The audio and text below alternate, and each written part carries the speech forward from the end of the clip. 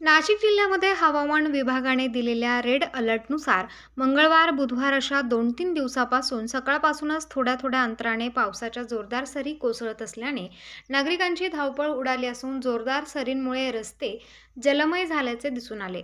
ठिकठिकाणी पाणी साचल्याने अनेक वाहनधारक व पादचाऱ्यांना वाट काढताना कसरत करावी लागली. गेल्या 3-4 दिवसांपासून निफाड तालुक्यातील पूर्व भागातील वेगवेगळ्या गावांमध्ये मान्सूनच्या परतीच्या पावसाने जोरदार हजेरी लावली आहे. विजांचा कडकडाट आणि ढगांचा गडगडाट होणाऱ्या पावसाने बऱ्याच ठिकाणी काढणीस आलेला सोयाबीन व कांदा पिकाचे, भाजीपाल्याचे तसेच रोपांचे नुकसान केले असल्याने शेतकरी हवालदिल झालाय.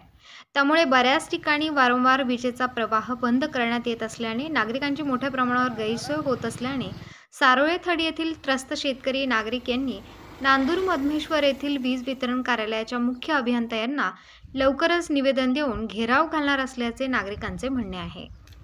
महाराष्ट्र 7/12 न्यूजसाठी मुकुंद आव्हाड, सारोळे थडी.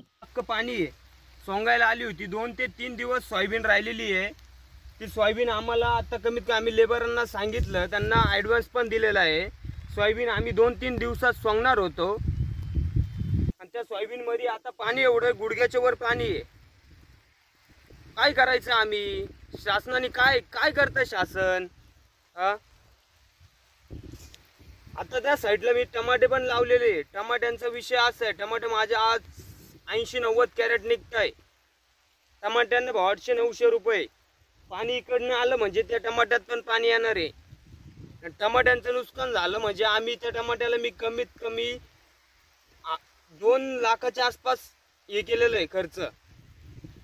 आम्ही काय करायचं? कोणाकडे